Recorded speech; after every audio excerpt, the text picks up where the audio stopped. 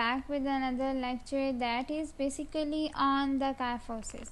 हम सबसे पहले कायफोसिस को देखते हैं कि हमारे पास कायफोसिस होता क्या है, इसका वर्ड मीनिंग क्या है, इसका सिंपली वर्ड का मीनिंग क्या है, फिर इसकी जनरल टर्म की मीनिंग देखेंगे और फिर हम इसके बाद इसके बायोमैकेनिक्स रेफरेंस, इसकी टाइप्स, इसका ट्रीटमेंट इसके कॉजेज, इसके सिम्टम्स, इसकी डायग्नोसिस, इसका ट्रीटमेंट, फिज़िकल थेरेपी मैनेजमेंट और फिर हम इसकी सिंपली डायग्रामेटिक देखेंगे. ठीक है, फर्स्ट स्टार्ट करते हैं हम कायफोसिस की बेसिक डेफिनेशन से. ठीक है, हमारे पास ग्रीक वर्ड है जिसको हम कहते हैं कायफोस, जिसका मीनिंग है हमारे पास क्रूट. ठीक है, क्रूट को सिंपली हम बेंडिंग भी कहते हैं या हम कहते हैं कि किस चीज़ का ज़्यादा बेंड हो जाना. ठीक है, बेसिकली हम कायफोसिस का वर्ड प्राइमरी कर्व्स के लिए भी यूज़ करते हैं. जैसे हमने स्पाइनल कर्व्स के एक अलग वीडियो है जिसमें हमने बायोमैकेनिक्स और स्पाइन में डिस्कस किया हुआ है.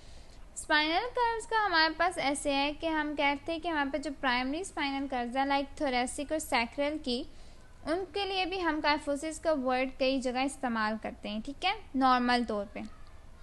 लेकिन हम जो इस वीडियो में बात करने वाले हैं वो है हमारे पास एबनॉर्मल कायफोसिस. ठीक है, बेसिकली हम यहाँ पे मेन रेफरेंस थोरेसिक का ही लेते हैं क्योंकि सैक्रल के रीजन में बहुत रेयरिटी होती है. मोस्टली केसेस बहुत कम है, मतलब ना होने के बराबर केसेस पाए जाते हैं. ठीक है, सो आप ये कह सकते हो इसके ग्रीक वर्ड का मीनिंग जैसे मैंने कहा क्रूक्ड है, मतलब मीनिंग बेंड है. ठीक है, जनरल टर्म मीनिंग है हमारे पास excessive backward convexity of spine. ठीक है, बैकवर्ड कन्वेक्सिटी इंक्रीज कर जाएगी. हम कहते हैं हमारे पास स्पाइन थी कुछ नॉर्मल, जो हमारे पास स्पाइन है वो ऐसे है कि हमारे पास एक कर्व सी आ रही है. ठीक है, सबसे पहले हम जो कर्व देख रहे थे वो हमारे पास कर्व्स में आती है, वो हमारे पास आती है सर्वाइकल. ठीक है, सर्वाइकल आती है, फिर उसके बाद आती है हमारे पास थोरेसिक, फिर लंबर और फिर सैक्रल. ठीक है, कुछ इस तरह से ये कर्व बन जाती है. ठीक है, अब हम कहते हैं जो हमारे पास सर्वाइकल का रीजन है ना, ठीक है, वो फॉरवर्ड साइड पे आगे की साइड पे है. थोरेसिक का जो रीजन है वो बैकवर्ड होता है. ठीक है, फिर लंबर का फॉरवर्ड और इसका बैकवर्ड. अब हम इनकी कर्व्स की जब हमने देखा तो उसने कहा कि एक्सेसिव बैकवर्ड. जब एक्सेसिव का वर्ड आ गया ये जो कर्व है ये एक्सेस कर जाएगी, ज़्यादा होने लग जाएगी, मतलब इतनी तो हो जाएगी कि हमारे पास नॉर्मल से ज़्यादा बैकवर्ड साइड पे चली जाएगी. ठीक है, तो क्या हो जाएगी इसकी एग्जैजरेशन हम कह सकते हैं, या बेसिकली हम इसको कह सकते हैं कि पोस्टीरियर साइड पे इसकी कन्वेक्सिटी या बैकवर्ड कन्वेक्सिटी ऑफ स्पाइन कह रहे हैं. ठीक है, अब हम लेते हैं कि हमारे पास कन्वेक्सिटी को हम ऐसे भी ले सकते हैं कि जो हमारे पास ये एक हैंड है. ठीक है, जैसे मेरा हैंड है, अब ये जो आगे वाली साइड है ये इसकी कन्केविटी शो कर रही है और ये कन्वेक्सिटी शो कर रही है. ठीक है, अब जो कन्वेक्सिटी शो कर रहे हैं ना हमारे पास हाथ की ये बल्जिंग वाली साइड, ठीक है, ये हमारे पास क्या करिए कि ये हमें बता रही है कि बैकवर्ड एक्सेसिव हो गया. अगर हम कहते हैं कि नॉर्मल में हमारे पास इतना था तो अब नॉर्मल में हमारे पास कायफोसिस में इतना ज़्यादा हो जाता है. ठीक है, फिर हम नेक्स्ट चीज़ पे आते हैं. हम कह रहे हैं कि हमारे पास इसको और टर्म से भी बुलाया जाता है, मतलब इसका और नाम भी है, जैसे एक्वाटा, राउंड बैक, कैल्सो, हंचबैक. एक्वाटा का मतलब भी कर्व होता है, मतलब इसका लिटरल मीनिंग भी कर्व ही है. ठीक है, स्टाउचिंग पोस्चर, पोस्चर ही हमारा ऐसा हो जाता है कि एक स्टाउचिंग सा इफेक्ट देता है. ठीक है, आप जब कर्व को कहते हैं ना स्टाउचिंग पोस्चर, आप ऐसे कह सकते हो कि हमारे पास पीछे की तरफ जो होते हैं ना, आप कहते हो जिसको हम कूप निकलना भी कहते हैं, ऐसा पोस्चर हो जाता है स्टाउचिंग पोस्चर. ठीक है, हंचबैक, कैल्सोस, हंचबैक, ये सारे कायफोसिस नॉर्मल कायफोसिस के नाम है. ठीक है, नेक्स्ट हम आते हैं बायोमैकेनिक्स के रेफरेंस से इसको देखते हैं सबसे पहले. ठीक है, बायोमैकेनिक्स के रेफरेंस से अगर हम देखते हैं तो ये मटेरियल मैंने SSNJ हॉल से लिया हुआ है बायोमैकेनिक्स के रेफरेंस का सिंपली. तो हमारे पास बायोमैकेनिक्स के रेफरेंस से हम देखते हैं तो हमारे पास सिंपली हम कहते हैं एक्सट्रीम थोरेसिक कर्व है. ठीक है, थोरेसिक वही कहा मैंने, थोरेसिक रीजन की कर्व एक्सट्रीम या बढ़ जाएगी, एग्जैजरेट बैकवर्ड साइड पे चल जाएगी. ठीक है, 8% पॉपुलेशन में ये कॉमन होता है. मोस्टली दोनों जेंडर्स में इक्वल डिस्ट्रीब्यूशन है, जेंडर डिस्ट्रीब्यूशन है ना वो हमारे पास इक्वल आ रही है. ठीक है, इसकी मेन कॉजेज़ में सबसे पहले हमारे पास आती है कंजेनिटल एबनॉर्मेलिटी. ठीक है, कंजेनिटली हो सकता है कुछ लोगों में, लेकिन इसमें भी रेयरिटी होती है. किसी एबनॉर्मेलिटी के साथ होता तो है लेकिन इसमें भी रेयरिटी होती है. ठीक है, दूसरी हम कहते हैं पैथोलॉजीज के साथ, लाइक ऑस्टियोपोरोसिस, स्कियरमैन्स डिजीज़। स्कियरमैन्स डिजीज़ का ऐसे होता है, ऑस्टियोपोरोसिस तो आई थिंक सो पता होगा सबको, फिर भी मैं बताती हूँ कि मिलो जो हमारे पास बोन की डेंसिटी होती है ना, नॉर्मल जो डेंसिटी होती है उससे कम हो जाती है, लाइक डेंसिटी डिक्रीज़ कर जाती है, ठीक है। डेंसिटी डिक्रीज़ करने की वजह से बोन्स भरना शुरू हो जाती हैं, बोन्स की फ्रैक्चर्स हो जाते हैं, बोन्स अपने साइज से चेंज होना शुरू हो जाती हैं, लाइक सिंपली आप ये कह सकते हो, ठीक है। स्क्यूरमैन्स डिजीज़ को अगर हम कहते हैं वो हमारे पास ऐसा होता है कि वर्टिब्रा के स्ट्रक्चर में चेंज होना शुरू हो जाता है, ठीक है। लाइक स्ट्रक्चर में ऐसे चेंज आ रहा है कि अगर हमारे पास एक वर्टिब्रा है, ठीक है, नॉर्मल वर्टिब्रा था हमारे पास थोरैसिक, ठीक है, कुछ इस शेप का होता है थोरैसिक वर्टिब्रा, ठीक है। अब जो थोरैसिक वर्टिब्रा हमारे पास इस शेप का था, अगर वो इस तरह से हो जाता है कि हमारे पास कुछ तो कोई सी शेप देता है, लाइक यूं करके, ठीक है, तो हमारे पास क्या होगा कि जो नॉर्मल वर्टिब्रा था वो अपने साइज से क्या हो गया, उसको चेंज हो गया, लाइक एक वेज शेप दे दी उसने, ठीक है। अब ये वेज शेप जब वर्टिब्रा डेवलप होता है, ठीक है, मोस्टली 10 to 16 ईयर्स में ये डिजीज़ डेवलप होने के चांसेस होते हैं, क्योंकि यही टाइम होता है जब हमारे पास थोरैसिक वर्टिब्रा का ग्रोथ पीरियड होता है, ठीक है, लाइक हमारे पास थोरैसिक वर्टिब्रा का ग्रोथ पीरियड इसी टाइम में होता है। नेक्स्ट हम बात करते हैं हमारे पास स्विमर्स बैक की, ठीक है।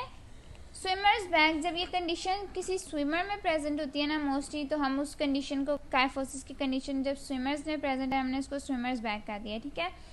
ट्रेन, हम कहते हैं कि एक पर्सन है जो बटरफ्लाई स्ट्रोक के साथ बार बार ट्रेन हो रहा है, लाइक बटरफ्लाई स्ट्रोक, जैसे मैंने काफ़ी अपनी वीडियोस में पहले बताया कि हमारे पास ऐसा स्ट्रोक होता है जिसमें हम स्विमर्स जो होते हैं ना वो अपने दोनों हाथ को पीछे की तरफ लेके जा रहे होते हैं और पानी के अंदर माई ब्लैक बटरफ्लाई का एक पोज दिखा रहे होते हैं, लाइक आप नॉर्मली अगर देखो तो, ठीक है।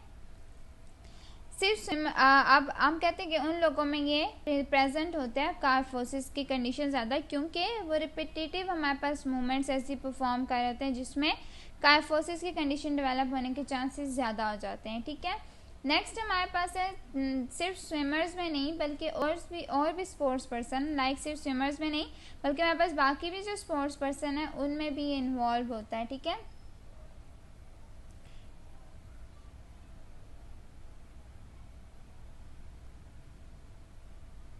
ट्रीटमेंट इसका बेसिकली हम कहते हैं कि माइल्ड केसेस में तो हम एक्सरसाइज करवा के स्ट्रेंथन करवा के ना हम पोस्टीरियर मसल्स को स्ट्रेंथ करवाते हैं, लेकिन स्वेयर केसेस में हमें ब्रेसिंग और सर्जिकल करेक्शंस भी करवानी पड़ती हैं, ठीक है। ये हम बायोमैकेनिक्स के रेफरेंस से देख रहे हैं, अभी हम बाकी ट्रीटमेंट अलग देखेंगे, ठीक है।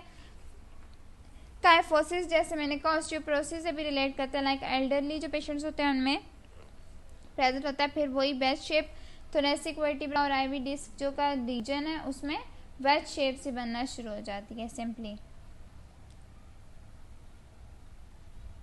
अब हम आ जाते हैं नेक्स्ट हम आ जाते हैं हमारे पास टाइप्स पे, ठीक है, ओके, लाइक अब हम आ जाते हैं इसकी टाइप्स पे, ठीक है। हम टाइप्स पे आ जाते हैं, इसकी 3 मेन टाइप्स के काइफोसिस प्रेजेंट हो सकते हैं। सबसे पहले हम कहते हैं पोस्चरल काइफोसिस, ठीक है। लाइक पोस्चरल काइफोसिस जो है ना हमारे पास मोस्ट कॉमन काइफोसिस होता है, ठीक है। लाइक जो ज़्यादातर पेशेंट्स में जो पाया जाता है वो हमारे पास पोस्चरल काइफोसिस है, ठीक है। फिर उसके बाद हम कहते हैं कि हमारे पास जो गर्ल्स हैं उनमें ज़्यादा पाया जाता है एज़ कम्पेयर टू बॉयज़, ठीक है। लाइक गर्ल्स में ज़्यादा पाया जा रहा है as compared to boys, mostly जो यंग हैं या एडोलिसेंट्स हैं, ठीक है, सिंपली।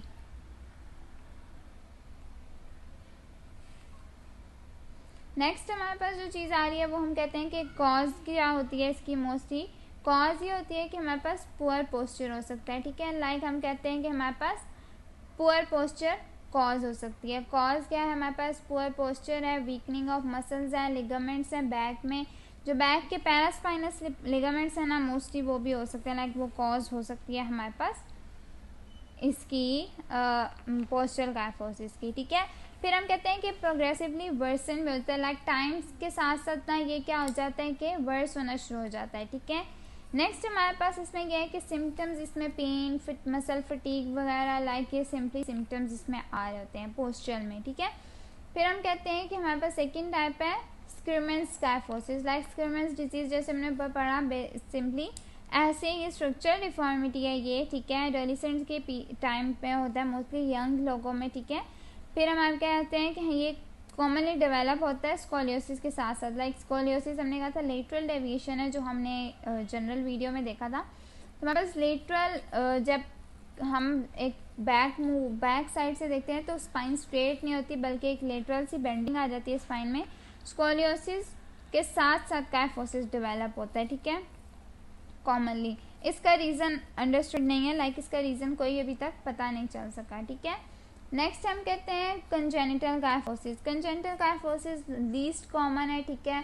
मोस्टली कॉज होती है डेवलपमेंट जो हमारे पास वर्टिब्रा है, बर्थ से पहले अब नॉर्मल डेवलपमेंट हो जाती है वर्टिब्रा की, जिसकी वजह से कंजेनिटल काइफोसिस हो जाता है, ठीक है। फिर हम कहते हैं due to fusion of many vertebra together. Like ये तब डेवलप होता है जब हमारे पास कुछ वर्टिब्रास की फ्यूजन होती है। लाइक आप अगर एग्जांपल लेती हूँ मैं कुछ ऐसे कि हमारे पास ये एक वर्टिब्रा है, ठीक है, ये एक वर्टिब्रा है, ये एक वर्टिब्रा, ये नॉर्मल है, ठीक है। अगर मैं कहती हूँ कि ये वर्टिब्रा इसके साथ फ्यूज़ हो गया, ये वर्टिब्रा इसके साथ फ्यूज़ हो गया, लेकिन नीचे वाला ठीक है, चलो, तो हम कहते हैं कि इस तरह कुछ वर्टिब्रास की फ्यूजन होना शुरू हो जाती है, जिसको हम कहते हैं कि कंजेनिटल काइफोसिस, जिसमें प्रेजेंट हो जाएगा। सिंपली हम ये कह रहे थे कि हमारे पास टाइप्स हैं हमारे पास काइफोसिस की। नेक्स्ट हम आ जाते हैं कॉजेज ऑफ काइफोसिस में, ठीक है। काइफोसिस की कॉजेज में हम ये कह सकते हैं कि ये अकर होती है एनी एज, लाइक किसी भी एज में अकर हो सकता है, लेकिन मोस्टली रेयर है कि बर्थ के टाइम अकर हो, ठीक है। लाइक हम जैसे पहले बात कर चुके हैं कि हमारे पास कंजेनिटल काइफोसिस जो होता है वो रेयरिटी है, ठीक है, उसमें बहुत कम प्रेजेंट होता है। इस तरह बाय बर्थ प्रेजेंट होना वही बात है, ठीक है। एडोलेसेंट्स में जैसे मैंने कहा श्वेमेंस काइफोसिस प्रेजेंट होता है, ठीक है। एडल्ट्स में होने की कॉजेज लाइक काफ़ी हैं, ठीक है। जैसे हम कहते हैं कि कोई डिजेनरेटिव डिजीज़ हो सकते हैं स्पाइन के, ठीक है, जैसे अर्थराइटिस वगैरह है, उसकी वजह से हो सकता है। फ्रैक्चर्स जो ऑस्टियोपोरोसिस की वजह से फ्रैक्चर्स हो जाते हैं। लाइक जैसे हमें पता है कि अर्थराइटिस तो हमने कहा कि जॉइंट की इन्फ्लेमेशन के बाद तो डिजेनरेटिव चेंजेस आना शुरू हो जाते हैं, तो उसकी वजह से है। ऑस्टियोपोरोसिस की वजह से फ्रैक्चर्स ऐसे होते हैं ना कि बोन्स बहुत वीक हो चुकी होती है, डेंसिटी कम हो गई है बोन्स की, ठीक है, तो उसकी वजह से फ्रैक्चर्स कॉज होना फ्रैक्चर्स होते हैं, ठीक है, जिसकी वजह से क्या हो जाता है हमारे पास काइफोसिस की कंडीशन डेवलप होने के चांसेस होते हैं, ठीक है। फिर हम कहते हैं कोई इंजरी हो सकती है, लाइक कोई एक्सटर्नल फैक्टर इफेक्ट कर गया, लाइक कोई ट्रॉमा हो गया, किसी चीज़ का ज़ोर से प्रेशर अप्लाई हुआ, ठीक है। लाइक आप नॉर्मली कह सकते हो कि कुछ भी, लाइक कोई एक्सरसाइज ऐसी कर ली जिसकी वजह से इंजरी हो गई, तो हमारे पास उस सूरत में भी हमारे पास काइफोसिस कंडीशन डेवलप हो सकती है, ठीक है। जैसे हमने लॉर्डोसिस में बात की थी स्पेंडाइलोलिस्थेसिस की। स्पेंडाइलोलिस्थेसिस हमारे पास वर्टिब्रा की फॉरवर्ड मूवमेंट हो जाती है, लाइक कोई एक वर्टिब्रा या एक से ज़्यादा वर्टिब्रा आगे की तरफ मूव कर जाता है, ठीक है। जब एक दूसरे की तरफ लाइक आगे की तरफ मूव कर जाएगा ना, तो नॉर्मल जगह से स्लिप कर जाएगा, तो उस कंडीशन में भी काइफोसिस होने के चांसेस होते हैं, ठीक है। एंडोक्राइन डिजीज़ के साथ भी रिलेट करता है, ठीक है।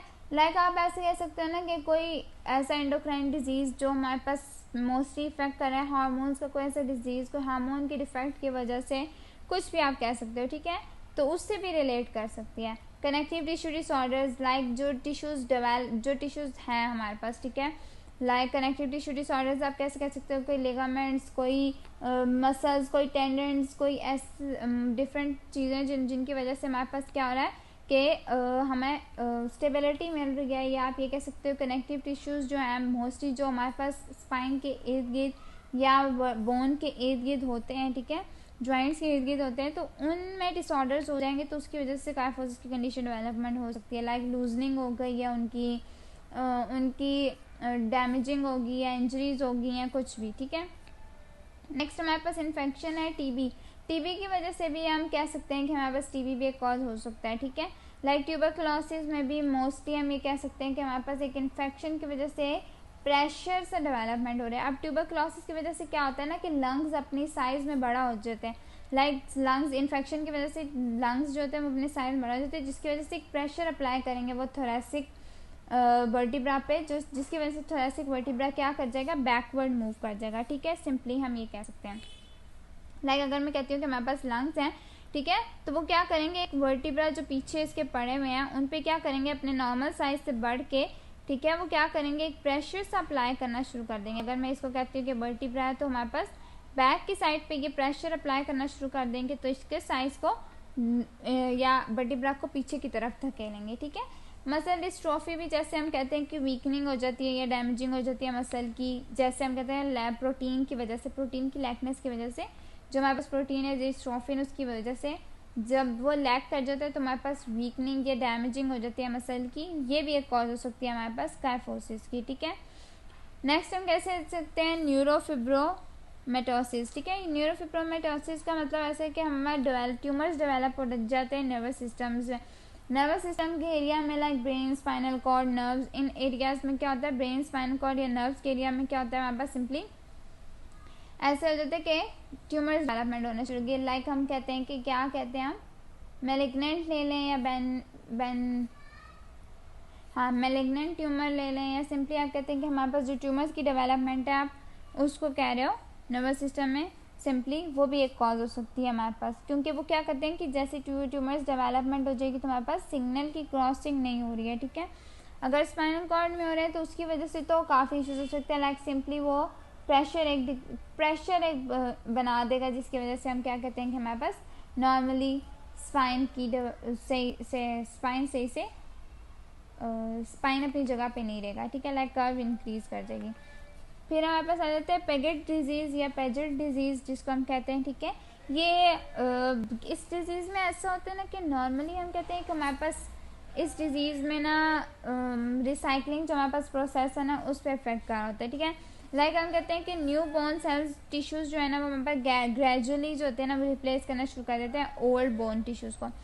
जब वो रिप्लेस करना शुरू कर देते हैं ना तो कुछ ऐसा होता है कि हमारे पास ना बोन्स को ये फ्रेजाइल करना शुरू कर देते हैं, लाइक नाजुक जिसको कहते हैं ना आप लोग, बहुत नाजुक बोन्स हो जाती हैं, ठीक है, लाइक इजीली ब्रेक कर सकते हैं हम उन बोन्स को। ऐसा डिजीज़ पेजेट डिजीज़ कहलाता है, ठीक है। इस डिजीज़ को पेजेट डिजीज़ कहते हैं जिसमें हम न्यू बोन सेल्स जो है ग्रेजुअली रिप्लेस कर जाते हैं ओल्ड बोन सेल्स के साथ, ठीक है।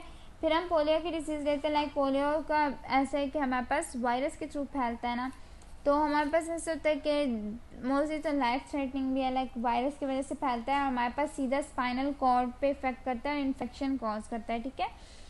जब ये जैसे हमें पता है कि स्पाइनल कॉर्ड पे इफेक्ट करता है सीधा, लाइक स्पाइनल कॉर्ड पे सीधा इफेक्ट किया इसने, ठीक है, और इसने क्या कॉज कर दिया हमारे पास, लाइक हम लिख लेते हैं कि इसने स्पाइनल कॉर्ड पे अटैक किया, हम ये लिख लेते हैं, ठीक है, और इसने क्या एक इन्फेक्शन कॉज कर दिया जो एक कॉज बन सकती है हमारे पास क्या, काइफोसिस की, ठीक है।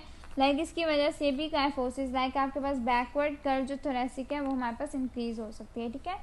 फिर हम आ जाते हैं स्पाइना बिफिडा पे। स्पाइना बिफिडा हमारे पास कंडीशन होती है जिसमें स्पाइनल कॉर्ड जो होती है ना वो प्रॉपरली बनती ही नहीं है, लाइक जब बर्थ की, या आप ये कह सकते हो कि जब बिफोर बर्थ जो है ना इन्फेंट है, लाइक बिफोर बर्थ जब डेवलपमेंट हो थी स्पाइन की या स्पाइनल कॉर्ड की तो वो प्रॉपरली नहीं हो रही है, ठीक है। बर्थ से पहले पहले ही बच्चे में क्या हो जाती है, कंडीशन डेवलपमेंट हो जाती है, जिसको हम कहते हैं स्पाइना बिफिडा। फिर हम जैसे ट्यूमर्स की बात पहले भी कर चुके हैं तो यहाँ पे दोबारा डिस्कस नहीं करनी चाहिए कि ट्यूमर्स डेवलपमेंट की वजह से भी हमारे पास कॉज हो सकती है ये इसकी, ठीक है। नेक्स्ट हम आ जाते हैं सिम्टम्स एंड क्लिनिकल फीचर्स के ऊपर, ठीक है।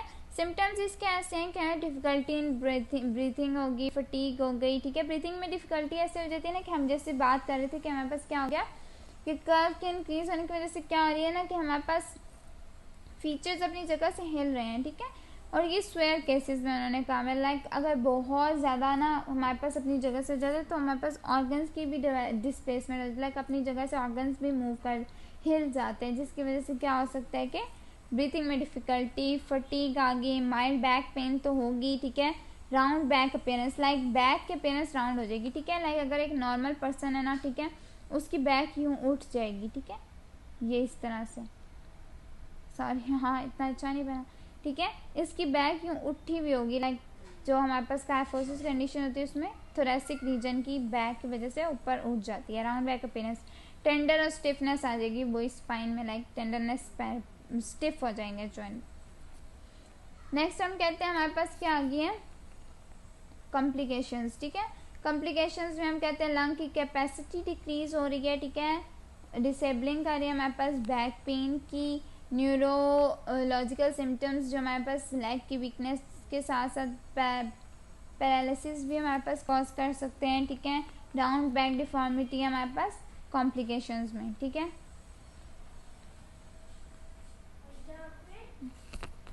नेक्स्ट हमारे पास आ जाते हैं डायग्नोस्टिक प्रोसीजर्स, ठीक है। लाइक हम कहते हैं कि हमारे पास डायग्नोस्टिक प्रोसीजर्स एक्सरे हो गए, हमारे पास क्या कहते हैं पल्मोनरी फंक्शन टेस्ट हो गए, हमारे पास एमआरआई हो गया हमारे पास, ठीक है। हम ये चीज़ें करवाते हैं। लाइक हम ये कहते हैं कि हमारे पास जो एक्सरे होता है ना स्पाइन का, उसमें हम बेसिकली स्पाइन की वो पोजीशन चेक करते हैं कि कितना है, क्या है, सारा कुछ, लाइक कितनी जो बेंडिंग है वो हो चुकी है, ठीक है। पल्मोनरी फंक्शन टेस्ट हम तब कराते हैं जब हमारे पास मोस्टली ब्रीदिंग इफेक्ट करती है, ठीक है। लाइक जब ब्रीदिंग इफेक्ट कर गया ना तो हम उसमें एमआरआई पल्मोनरी फंक्शन टेस्ट कराते हैं, पीएफटी कहते हैं इसको। फिर हमारे पास एमआरआई जो होती है वो तब करवाते हैं जब हमें कोई ऐसे सिम्टम्स न्यूरोलॉजिकल इश्यूज के साथ रिलेट कर रहे हैं, like tumour, infection, neurological symptoms जैसे हमने ऊपर कॉजेज पढ़ी हैं, उससे अगर एसोसिएट करें ना हमारे पास तो हम उन केसेस में करवाते हैं, ठीक है। सिंपली जो हमारे पास ये है। फिर हम आ जाते हैं ट्रीटमेंट के ऊपर, ठीक है।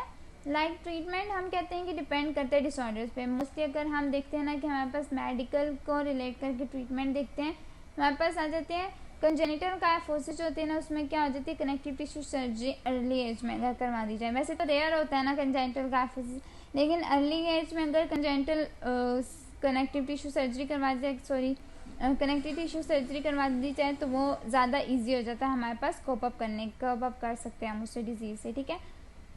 सेकेंड हमारे पास है श्वेमन्स डिजीज़ के हम ब्रेसिस और फिजिकल थेरेपी के थ्रू ट्रीट करते हैं, क्योंकि मोस्टली इस डिजीज़ को ना ये इरिवर्सिबल हो जाता है। लाइक आप ये कह सकते हो कि हमारे पास जो पोस्चरल होता है ना, हमारे पास जैसे हमने पोस्चरल टाइप पढ़ी है, उसको हम पोस्चर को मेंटेन करके उसको ट्रीट कर सकते हैं फिजिकल थेरेपी के थ्रू, लाइक उसमें एक्सरसाइज परफॉर्म करा के।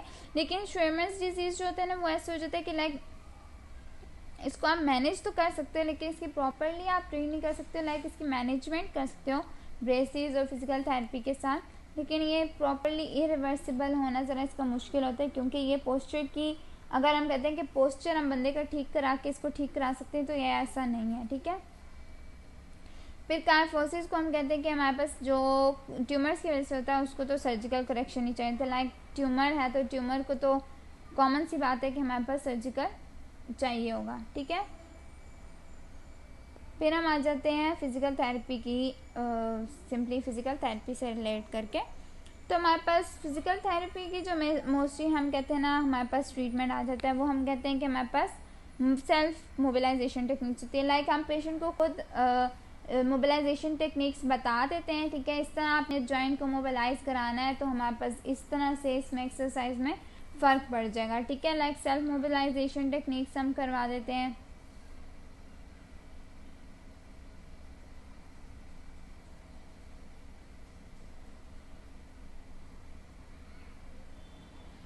फिर हम करवा देते हैं कि हमारे पास स्ट्रेचिंग की भी, लाइक हम उनको कहते हैं कि हम उनको स्ट्रेचिंग का भी देते हैं। लाइक सेल्फ मोबिलाइजेशन कैसे है ना कि हम उसको मोस्टली हम ये तब करवाते हैं सेल्फ मोबिलाइजेशन जब हमने एक्सपैंड कराना हो रिब केज को, ठीक है। और पेशेंट ये खुद घर में भी कर सकता है। लाइक अगर हम प्रॉपरली इंस्ट्रक्ट कर दी जाए ना तो हमारे पास डायफ्रेगमेटिक जो ब्रीदिंग होती है ना हम उसको रोलर से या हम कहते हैं कि एक्सपैंड कराते हैं हम रिब केज को, ठीक है। ये पेशेंट खुद भी कर सकता है।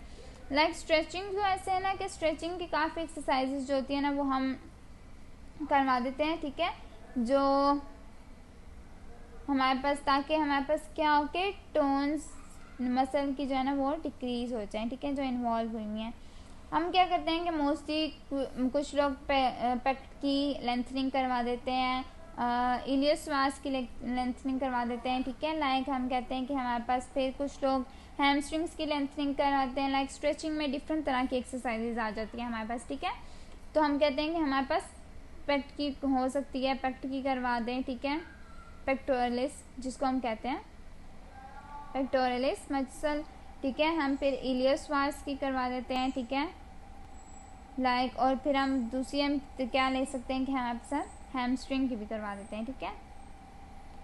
थर्ड हमारे पास आ जाती है थोरेसिक करेक्शन एक्सरसाइजेस, ठीक है। लाइक हम ये कहते हैं कि हमारे पास थोरेसिक करेक्शन एक्सरसाइजेस को हम ऐसे लेते हैं कि हम स्कैपुलर पोस्चरिंग जो होती है ना हमारे पास वो इफेक्टिव होती है पेशेंट्स के लिए जिनको थोरेसिक काइफोसिस हो, ठीक है। लाइक हम स्कैपुलर की पोस्चरिंग करवा के उससे हम पोस्चर करेक्शन करवा के ना हम उसकी एक्सरसाइज कराते हैं। लाइक सिंपली हम पोस्चर करेक्शन करवा रहे होते हैं। आप कह सकते हो कि एक्सरसाइजेज ऐसी होती है जिसके थ्रू हम उसकी थोरेसिक क्या कह सकते हैं, थोरेसिक कर्व की पोजीशन की करेक्शन कराते हैं, लाइक स्ट्रक्चरल अलाइनमेंट करा रहे होते हैं। ठीक है, फिर हम कह सकते हैं पेन की मैनेजमेंट हम मोडेलिटीज़ के थ्रू करवा रहे होते हैं। ठीक है, लाइक जैसे मैंने लिखा हुआ है कि पेन की मैनेजमेंट मोडेलिटीज़ से करवा रहे हैं, heat, ice, electrical stimulation, TENS वगैरह से। जैसे हम कहते हैं कि ट्रांसक्यूटेनियस से करवाते हैं, लाइक अगर हम यहाँ लिख लेते हैं हीट, आइस और हमारे पास ट्रांसक्यूटेनियस, इलेक्ट्रिकल,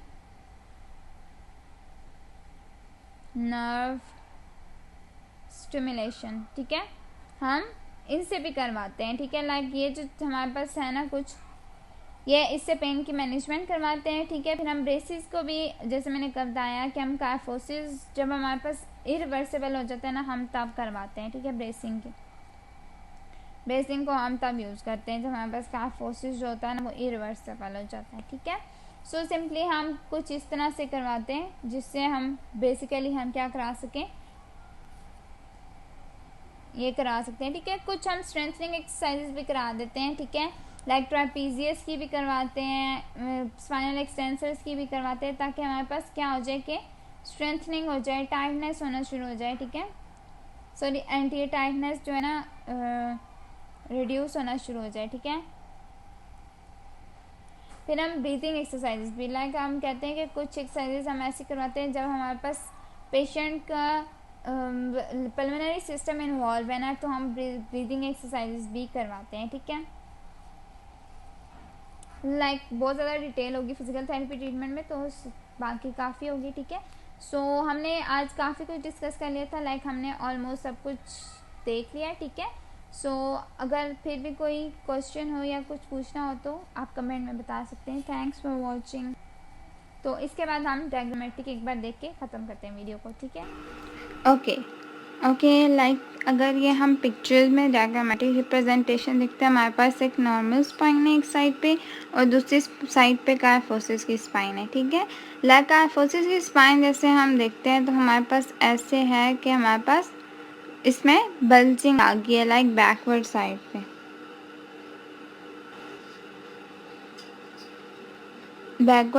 पे और दूसरी तरफ क्या साथ साथ हो रहा है, लंबर स्पाइन भी फॉरवर्ड साइड पे मूव करी है, लाइक लॉर्डोसिस की कंडीशन भी थोड़ी सी डेवलप हो रही है। ठीक है, सो इस डायग्राम में मोस्टली हम फोकस कायफोसिस पे कर रहे हैं, तो हम उसी पे करेंगे। लाइक स्पाइन के सारा पोस्चर चेंज हो चुका है हमारे पास इस पिक्चर में।